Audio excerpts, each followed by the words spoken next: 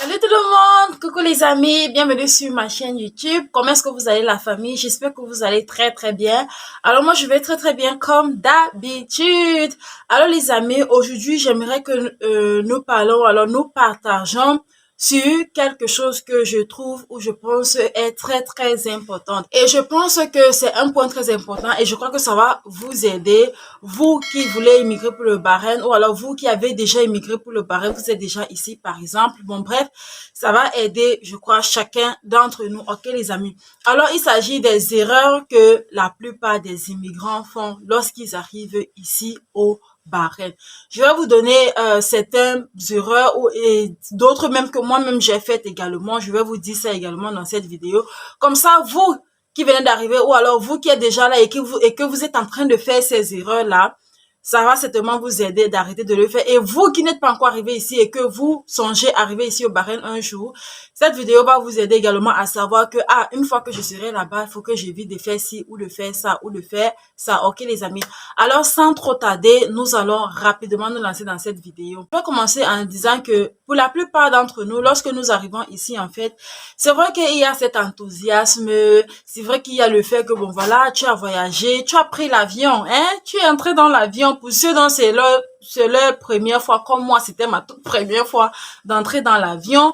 Bon, il y a cet enthousiasme, il y a cette joie, il y a cette fierté. En fait, en toi, tu es un peu du genre, waouh, tu te sens comme, je vais dire ça comment, comme une benguise, quoi. Et surtout que les gens vont t'appeler, ta famille va t'appeler, même tes amis, tu vas informer les gens. Bon, voilà, j'ai voyagé, oh. Surtout que pour la plupart, quand on quitte, on ne dit pas, hein. On n'informe pas qu'on est en train de voyager, ok? On voyage dans le Susongo. C'est quand on arrive là que on commence à appeler. Et puis quand tu appelles, on te dit, j'ai voyagé, oh, les gens sont déjà, waouh, félicitations, hey. En fait, la façon dont les gens je vais dire quoi? Te parlent, te disent mes félicitations, tout ça là, ça monte un peu dans ta tête, hein, tu es un peu déjà, waouh, tu te crois benguise, tu te crois à l'étranger, tu es déjà, waouh, tu as un peu l'impression que tu es arrivé, etc. C'est, excusez-moi, c'est vrai qu'il y a ça là, les amis, mais je vais vous dire, c'est une erreur. Bon, quand je dis que c'est une erreur, c'est-à-dire, pour la plupart, pour la majorité, nous restons dans cette mouvance, nous restons dans ce mood-là pour longtemps. C'est-à-dire, on prend trop de temps pour comprendre que, comme tu es arrivé ici, là, c'est pour te mettre au travail. C'est pour commencer à bosser, mais alors à bosser dur. Mais pour la plupart, nous restons dans cette mouvance-là, du genre, oh, tu as voyagé et tout, tu ne fais rien, tu es là comme ça, le temps te passe. Avant que tu n'ouvres les yeux, tu auras fait 6 mois sans avoir commencé à te demander qu'est-ce que tu dois faire, qu'est-ce que tu dois. Donc, une fois que tu arrives ici, mon frère, évite de monter sur tes chevaux, ma soeur, évite de monter de prendre la grosse tête de haut, tu as voyagé, c'est là. Et plutôt, ouvre tes yeux et mets-toi au travail parce que, à la fin du mois, les factures vont t'attendre. Ici, là, il n'y a pas de que père, il n'y a pas de que mère, il n'y a pas de que famille. Personne ne te connaît ici. Donc, ici, même l'eau, tu achètes l'eau. Personne ne te donne l'eau gratuitement. Tout, ici, là, tu as besoin d'acheter. Donc, si tu restes là, machin, surtout que pour la plupart, on voyage aussi avec un peu d'argent sur nous. Donc, quand on arrive, tu es là, tu dépenses l'argent. Fais très, très attention. Redescends très rapidement de ce mode-là, quitte dans ce mode-là, quitte dans ce mode de machin et qu'on soit là. Reviens à la réalité. Ok? Reviens à la réalité qui est quoi? Qui est que tu dois commencer à poser des questions, à te renseigner, à chercher comment faire, à chercher quoi faire. Ok? À poser des questions. Même la personne qui t'accueille ici, la personne qui te reçoit, la personne qui t'a aidé à faire ton visa, etc. Tu dois poser les questions à cette personne. Tu dois demander à cette personne où est-ce que tu dois commencer. Parce que c'est pas tout le monde qui a le bon sens de dire, ok, j'ai accueilli quelqu'un, il faut que je oriente cette personne, il faut que je montre à cette personne comment faire, comment faire. Si c'est que cette personne fait partie de cette catégorie où ils ne sont pas là pour t'orienter, etc. Donc tu vas rester là à attendre. Non. Tu poses des questions, même pas seulement à cette personne. Tu sors. Tu sors, tu vas dehors, tu commences à marcher, même souvent dans ton quartier, tu commences à marcher, tu commences à regarder, tu poses des questions, tu demandes ceci, tu demandes cela. Tout ce que tu trouves qui est étrange, que tu ne comprends pas, tu poses des questions pour chercher à comprendre. Ok, c'est très, très important, très, très, très, très capital. Ok, les amis. Tu commences également par faire ton CV. Tu demandes à la personne comment est-ce que tu peux faire ton CV, comment est-ce que tu peux traduire ton CV en anglais parce que je vous ai déjà dit ici que le système est anglais. Donc, tu dois changer ton CV en anglais. Tu dois commencer à demander, tu dois demander, te renseigner sur les sites où les employeurs postent les offres d'emploi pour que tu prennes le CV que tu aurais déjà changé en anglais là, pour commencer à envoyer, pour commencer à postuler, pour commencer à envoyer d'autres, dans certaines offres d'emploi, c'est l'email qu'on laisse, dans d'autres offres d'emploi, ils laissent plutôt, comment on appelle ça, le numéro de téléphone, voilà. Ils laissent le numéro de téléphone WhatsApp où tu peux envoyer le CV, tu commences à envoyer tes CV. Et on va commencer à t'appeler, tu commences à aller à tes interviews pour trouver le boulot. Parce que comme je l'ai dit, la réalité va t'attraper, oh. La réalité, les factures vont t'attraper. La réalité va, tu vois, quand les factures vont venir, il va falloir payer ta maison. Il va falloir que tu te nourris. Il va falloir que tu trouves le taxi, l'argent de taxi qui pour aller aux différentes interviews et tout ça, il va te falloir de l'argent. Donc l'argent avec lequel tu es venu pourra finir. Si tu n'as pas trouvé un boulot, l'argent là va finir. Et après, si tu n'as pas de boulot sous la main, comment tu vas faire? Et ça nous amène à une autre erreur que je vais également citer, qui est quoi? Qui est le fait que pour la plupart, lorsqu'on arrive ici, on s'assoit et on commence à choisir les jobs.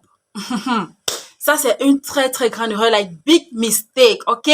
Read my lips, lis mes lèvres. Grosse erreur, big mistake. C'est une très grande erreur. Je me rappelle, moi, j'ai pas fait cette erreur-là, heureusement. Mais je me rappelle quand j'étais arrivée ici, j'avais trouvé des filles camerounaises ici. Pour l'autre, une avait déjà fait, je crois, 6 mois, l'autre avait déjà fait 5 mois. Bon, bref, chacune avait déjà fait un bon nombre de temps. Mais elles étaient à la maison. Elles étaient à la maison, elles ne travaillaient pas. C'est pas qu'il n'y avait pas le travail. Comprenez-moi très bien. Ce n'est pas qu'il n'y avait pas le travail. Il y avait le travail. Mais qu'est-ce qu'elle faisait? Elle choisissait le travail. Les amis, ça c'est une grosse erreur qu'il ne faut pas faire. Même si la personne qui t'a accueilli ici te dit que mon frère, ma soeur choisit le travail, non, ne fais pas le genre de travail si machin, refuse. Tant que tu n'as pas encore le travail que tu veux vraiment là, ce que tes yeux voient est, fais ça. Est-ce que tu m'as compris? Est-ce que tu me comprends? Mais je dois encore me répéter. Je me répète. Ce que tes yeux voient, tant que tu n'as pas encore ton travail de rêve, ou alors tant que tu n'as pas encore ce travail qui te dit que où tu aimerais peut-être avoir tous les avantages, ça va trop.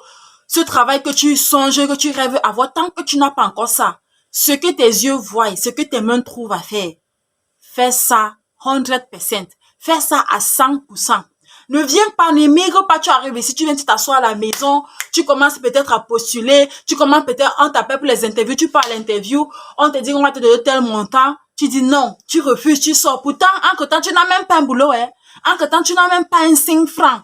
Entre-temps, tu n'as même pas un endroit où tu sais que, non, comme tu refuses le travail ici, l'autre ici au moins va te donner de l'argent, tu n'as rien. Mais tu refuses pour aller t'asseoir à la maison et c'est l'erreur que ces filles avaient fait. Moi, quand j'étais arrivée, je les ai trouvées, elles étaient déjà là. J'ai commencé à aller à mes différentes interviews. Et le premier boulot que j'ai trouvé, c'était femme de ménage. Je vous ai toujours dit ça. Je vous ai toujours dit ça sur cette chaîne YouTube. C'était de commencer à faire le ménage chez les gens. J'ai commencé là-bas parce que entre temps, je n'avais pas le boulot que je voulais. Même aujourd'hui, je suis pas encore arrivée où je veux arriver. Mais au moins, I'm going forward. OK? I'm going forward. I'm moving. C'est ça. Donc, ne viens pas t'asseoir, tu dis que non, tu vas commencer à choisir le boulot. Peut-être tu pars à l'interview, si on te propose 140 dinars, tu dis non. Tu pars à l'autre interview, on te propose 150 dinars, tu dis non. Tu pars à l'autre, on te propose machin, tu dis non. Parce que tu es en train d'attendre ton boulot de rêve où on va te donner trop, je sais pas quoi. Surtout lorsque tu viens d'arriver, quand tu es un nouveau arrivant, tu n'as pas encore l'expérience sur le terrain. Tu n'as pas encore fait un certain nombre de temps sur le terrain qui peuvent te donner les points lorsque tu vas à l'interview. Parce que ces gens-ci, ils regardent tout ça. Quand tu viens ici, quand tu vas à l'interview, on va te demander pour combien de temps as-tu été sur le territoire barrénien? Où as-tu travaillé? Machin, machin. On va te poser toutes ces questions. Quelle est ton expérience? Toi, tu sors fraîchement de l'Afrique ou alors tu sors fraîchement de ton pays. Tu viens, tu veux commencer à choisir les boulots, mon frère, ma soeur, ne fais pas cette erreur. Mais alors grosse erreur à ne pas faire. La prochaine erreur que la plupart aussi des immigrants font, c'est quoi? C'est que quand ils arrivent ici sur le territoire, ils commencent à écouter des personnes négatives. Qu'est-ce que je veux par là dire? Quand tu vas arriver, tu vas trouver des personnes qui étaient déjà là depuis, ok? Moi, j'ai fait face à ce genre de personnes. Vous connaissez Doris, pour ceux qui me suivent longtemps, vous connaissez Doris sur cette chaîne YouTube. Même mon ami Doris a fait face à ce genre de personnes. C'est-à-dire quoi? Le genre de personnes qui vont te dire, les choses comme quoi, surtout lorsque tu viens d'arriver, ils vont te dire les choses comme quoi, le genre de boulot, s'il ne fait pas ça. Le genre de fausses choses, s'il ne fait pas ça. Moi, depuis que je suis arrivée ici au Bahreïn, je n'ai jamais été nounou. Depuis que je suis arrivée ici, moi, j'ai commencé directement à travailler dans le bureau. Moi, j'ai commencé directement à travailler en tant que secrétaire. Moi, j'ai commencé directement à travailler en tant que réceptionniste. Moi, j'ai commencé directement à travailler en tant que infirmière. Moi, j'ai commencé directement à travailler en tant que médecin. Moi, j'ai commencé directement à travailler en tant qu'enseignant. Moi, j'ai commencé... N'écoute pas ces gens.